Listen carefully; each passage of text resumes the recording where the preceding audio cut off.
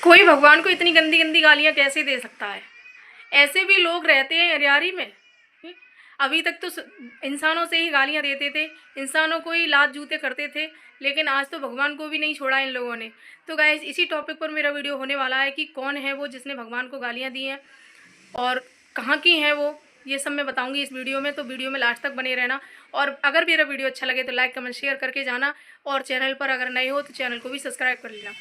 तो hello guys, स्वागत है आपका मेरे एक और नए ब्लॉग में। आशा करती हूँ आप सब अच्छे होंगे, मैं भी ठीक हूँ। तो गाइस, अरियारी आप सब लोग जानते हैं।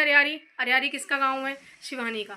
शिवानी एक इतनी समझदार लड़की है, और उसी गांव में और भी बाकी के इतने लोग हैं कि क्या कहें। वो अभी तक तो वो सिर्फ इंसानों को गालियां देते थे, इंसानों को लात जूता करते थे, चप्पल घुसेड़ते थे, भप से मारते थे, चप्पल जूता ये सब करते थे। लेकिन आज उन्होंने भगवान को भी नहीं छोड़ा।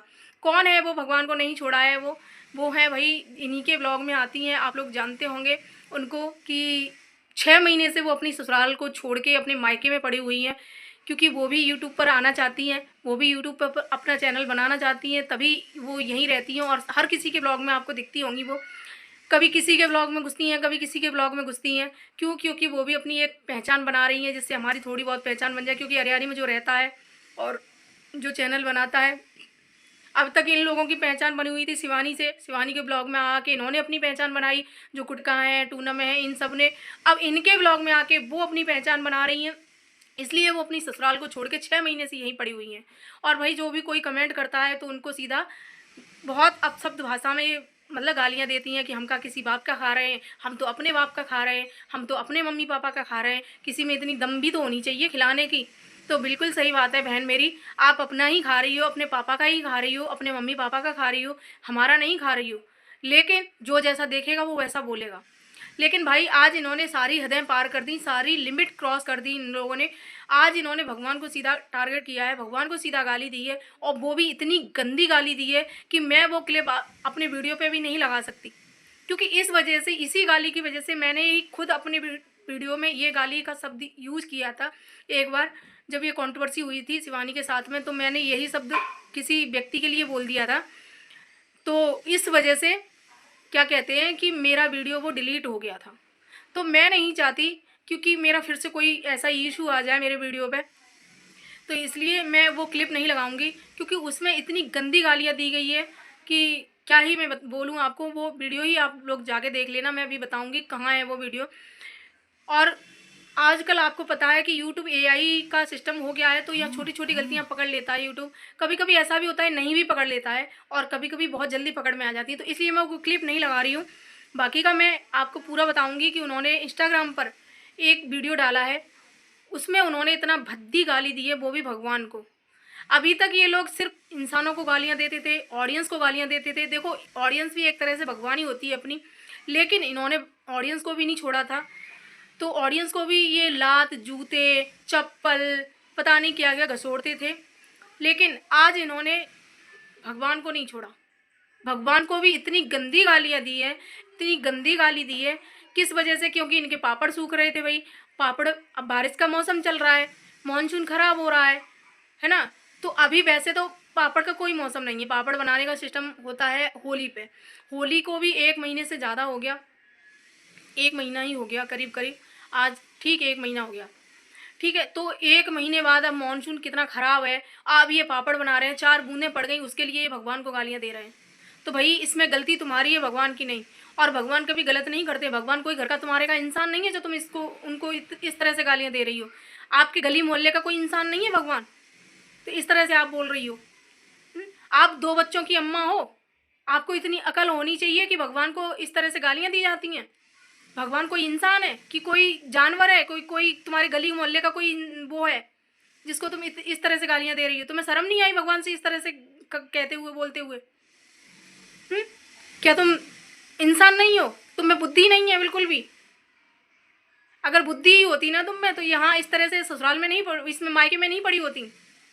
6 महीने हो गए, 6 महीने से मायके में पड़ी हुई हैं, इसीलिए बुद्धि खराब हो गई है तुम्हारी, इसीलिए तुम भगवान को भगवान नहीं समझ रही हो। भाई, इस वजह से इनको केस भी हो सकता है इनके ऊपर।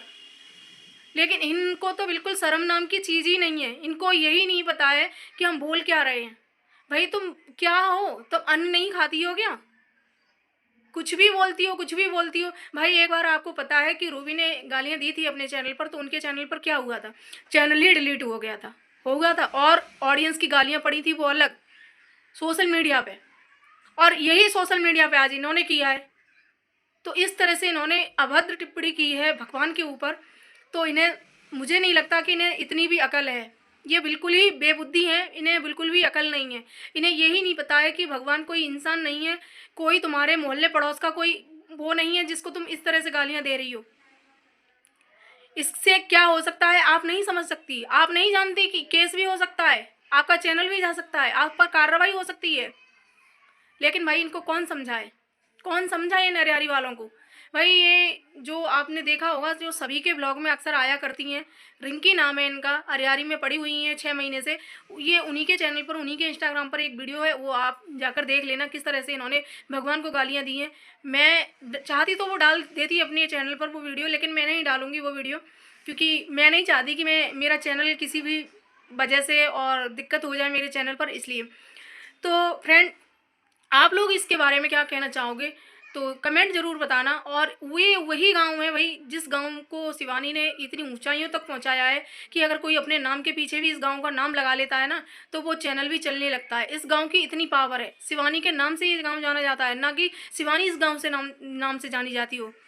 तो भाई शिवानी ने जिस इन लोगों की इतनी अच्छी इमेज बनाई थी, तो भाई इन लोगों ने, अब समझ में आ रहा है कि ये लोग कितनी मानसिकता के हैं, कैसी इनकी सोच है, कैसे ये लोग हैं कि ये तो भगवान को भी नहीं छोड़ते, इंसानों को तो छोड़ो। इंसान तो बहुत दूर की बात है भाई इनके लिए, इंसान तो बहुत छोटा मामूली वो है। अब ये लोग ब्लॉगर क्या बन गए भाई, यूट्यूबर क्या बन गए, ये तो अपने आप को कुछ समझ ही नहीं रहे हैं। ये तो ये समझ रहे हैं कि बस सोशल मीडिया पे बस हम ही हम रहेंगे और कोई रहेगा ही नहीं। तो भाई ये अपने आप को बहुत मतलब शहंशाह समझ रहे हैं कि अब ये सीधा सीधा भगवान को भी गालियां दे रहे हैं, क्योंकि भगवान भी अब इन्हीं के इशारों पर चलेंगे, क्योंकि भगवान ही अब इन्हीं की मानेंगे। भगवान अगर नहीं चाहेंगे, अब ये बताएंगी कि भगवान क्या है क्या नहीं है, भगवान क्या हो गए हैं, इनका कहना है कि भगवान वो हो गए हैं। तो अब भगवान क्या है क्या नहीं है अब ये बताएंगी भाई।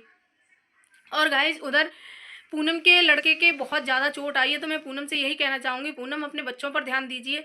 ये ब्लॉगिंग चलो ठीक है, अच्छी बात है, ब्लॉगिंग कर रही हो आप, लेकिन ब्लॉगिंग के साथ साथ में अपने बच्चों पर भी ध्यान दीजिए, क्योंकि बच्चों पर पहले ध्यान दो भाई, पढ़ाओ लिखाओ उनको, क्योंकि उनकी ज़िंदगी बनानी है। ठीक है, तो बच्चों पर भी ध्यान दीजिए, कहीं उनके हाथ गोड़ पैर में कहीं अगर ऐसी इस तरह से लग गई तो कहीं के नहीं रहोगे, उसकी ज़िंदगी ख़राब हो जाएगी। तो इसलिए पहले बच्चों पर ध्यान दीजिए, हमारे बच्चे कहाँ खेल रहे हैं, क्या कर रहे हैं वो देखिए। गुटखा की होड़ मत करिए, गुटखा अपने बच्चों को बिल्कुल नहीं देखती है कि मेरे बच्चे स्कूल जा रहे हैं नहीं जा रहे हैं, क्या कर रहे हैं क्या नहीं कर रहे हैं, उन्हें कोई मतलब नहीं है। सिर्फ उन्हें अपने ब्लॉगिंग से मतलब है।